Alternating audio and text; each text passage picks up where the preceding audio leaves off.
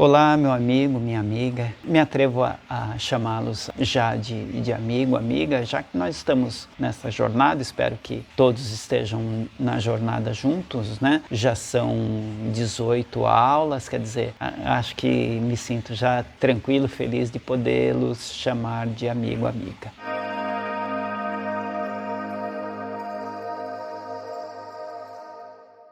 Peço uma vez mais que me acompanhe. Hoje nós vamos falar a respeito dos canais de energia, que são conceitos muito profundos, muito interessantes, universais, porque são usados, por exemplo, na acupuntura. São muito semelhantes aos canais usados na acupuntura. Nós vamos falar então hoje sobre os nadis. É um assunto muito interessante. Peço a você que se inscreva no canal e que também nos ajude a buscar esses nossos irmãos, esses nossos companheiros, essas pessoas, para que nós formemos um grupo muito grande de meditação, porque isso é muito importante no atual estágio em que nós estamos vivendo na Terra e principalmente o estágio de evolução da humanidade. Vamos lá então? Não deve ser novidade para ninguém a compreensão atual, moderna, de que nós somos um universo. Cada um de nós é um universo. A ciência mostra, por exemplo, nós temos uma individualidade,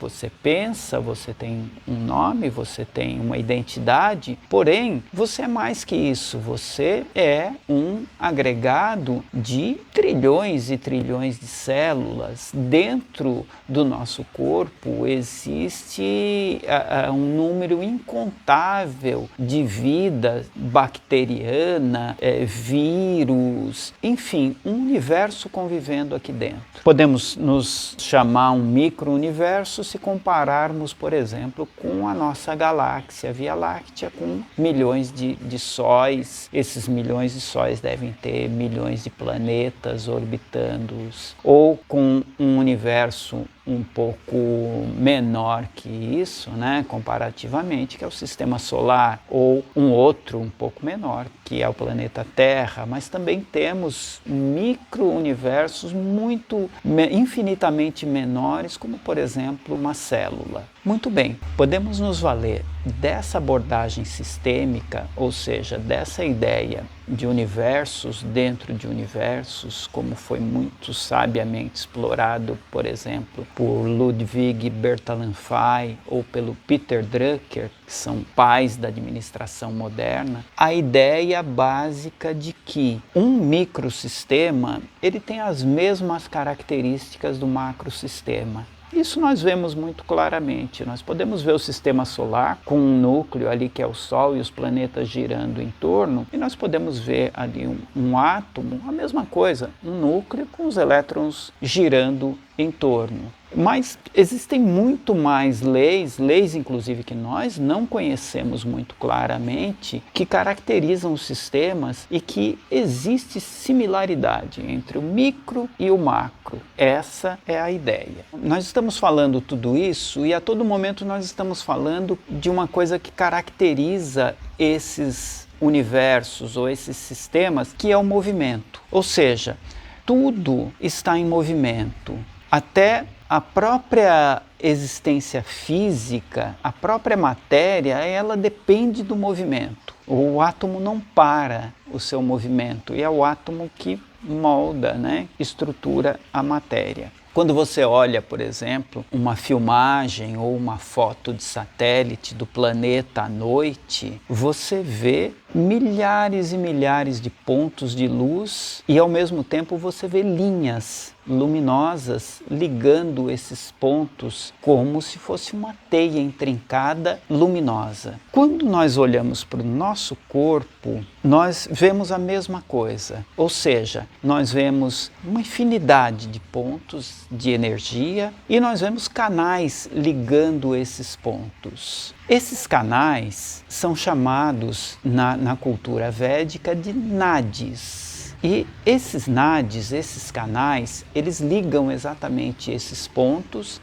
são canais de energia, exatamente como linhas de transmissão de eletricidade, e eles têm, segundo alguns estudiosos, segundo principalmente os orientais, os iniciados orientais, nós temos 72 mil nadis. Então imagine só, são 72 mil condutos, linhas energéticas que ligam pontos no nosso corpo, no nosso ser. Muito interessante. Esses mesmos canais, esses mesmos sistemas, na medicina chinesa, eles são conhecidos como os sistemas cardiovasculares, linfáticos e os meridianos, tão famosos na acupuntura. Esses conceitos são universais. Nós não estamos nos atendo simplesmente à visão do hinduísmo, mas nós vemos isso na medicina chinesa, nós comparamos isso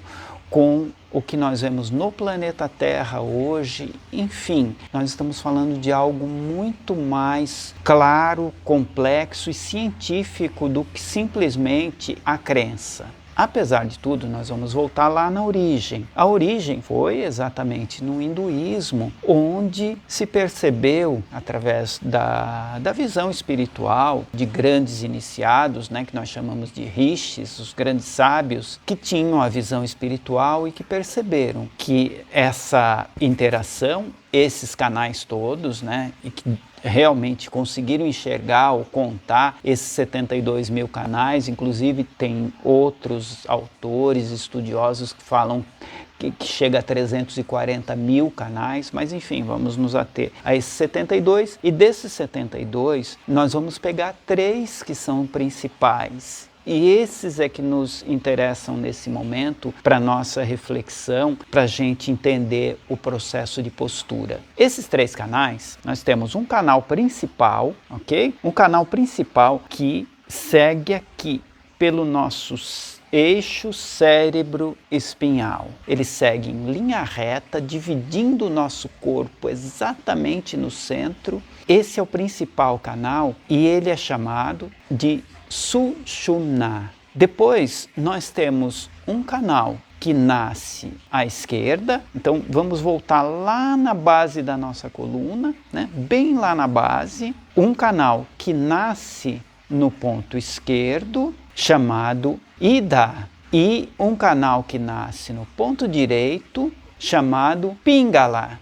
Então nós temos Ida, Pingala, Sushumna. Esses canais, eles se interagem. Esse principal canal, Sushumna, ele recebe a energia ancestral, ou seja, a energia básica do seu nascimento, que os orientais chamam de o fogo do nascimento. Quando nós estamos ainda no mundo espiritual e prontos para o reencarne, prontos para descer a matéria, nós descemos a matéria com um fogo, uma energia básica chamada Kundalini, que é uma energia ligada ao mundo físico, ou seja, ligada ao coração do planeta. Energia essa que também nos liga à espiritualidade, à nossa origem espiritual. Por isso, essa energia, que é uma energia ascendente, ela representa o fogo do nosso nascimento. Essa energia, ela fica depositada na base de Sushumna, lá no nosso primeiro chakra, no sentido ascendente, ela fica depositada lá no nosso primeiro chakra, enrolada como se fosse uma serpente. Depois nós vamos falar um pouco mais a respeito de tudo isso daí em aulas futuras, mas vamos nos ater hoje à ideia do Nadi, tá? A ideia do canal. Muito bem, os outros 2 nadis, que são os principais, são chamados Ida e Pingala. Ida fica à direita do nosso corpo. Vamos imaginar o seguinte: ele fica à direita, ele tem polaridade feminina, ou seja, ele é yin, e ele funciona da seguinte forma: ele nasce à direita do nosso corpo e perfaz um caminho, passando para o lado esquerdo e voltando, olha, trabalhando como uma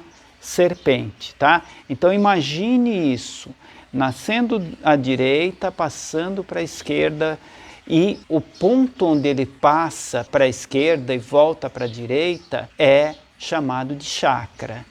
Isso daí nós vamos falar, vamos ter uma aula específica, não percam, né? Vamos ter uma aula específica para falar dos chakras. Mas só para entender, os chakras são as estações de força, estações de energia. Então, esse circuito, ele faz esse caminho como se fosse uma serpente, passando pelos chakras e voltando, só lembrando. E nasce à direita de Sushumna, serpenteia pelo corpo, passando pelos chakras. Ele é Yin, ou seja, tem polaridade feminina, e ele está muito ligado à sutileza, tanto que ele atua no nosso sistema nervoso parasimpático.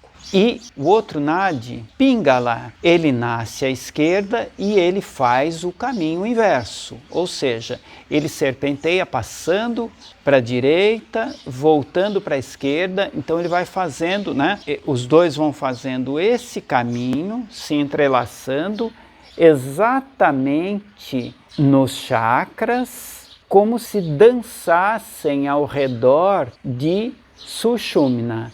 O Pingala, esse Nadi, ele é masculino, ele é mais vigoroso, menos sutil, o sutil é Ida, e representando a medicina chinesa, ele é Yang. Então, Ida Yin, Pingala Yang.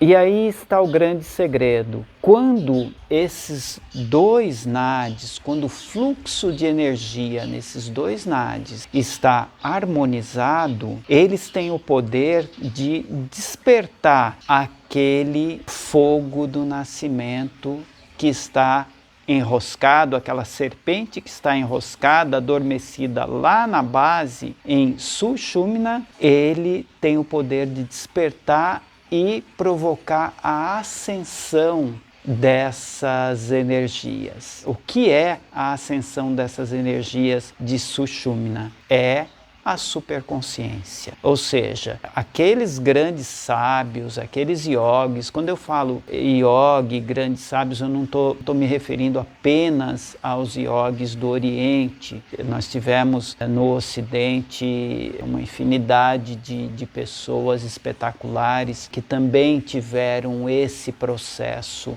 de despertamento, de elevação. Podemos citar alguns, como por exemplo Francisco de Assis, como São Paulo, São João e outros tantos gigantes espirituais que a humanidade já revelou. Todos eles tinham isso em comum, conseguiram através da sua harmonia, da harmonia entre os nadis, conseguiram a ascensão dessas energias, desse fogo do nascimento por Sushumna, e isso revela aqueles, por falta de outras palavras, aqueles superpoderes, né? Mas é a sutileza, na verdade, mas é o que a gente chama de superpoderes, como por exemplo uma intuição apuradíssima, a capacidade de ler pensamento, a capacidade de antever acontecimentos, a capacidade de mover coisas, de atuar na mente de outras pessoas, enfim,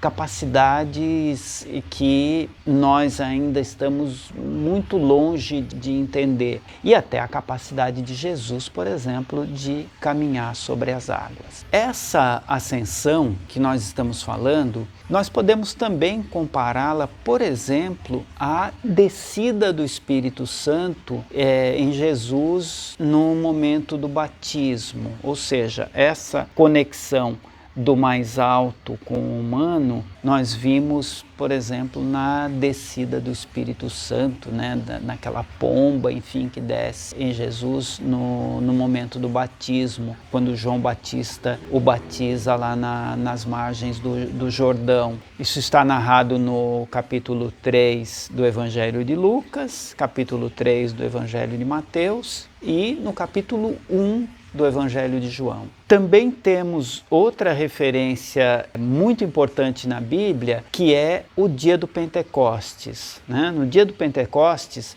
fala-se a respeito das tais línguas de fogo que descem nos discípulos de Jesus.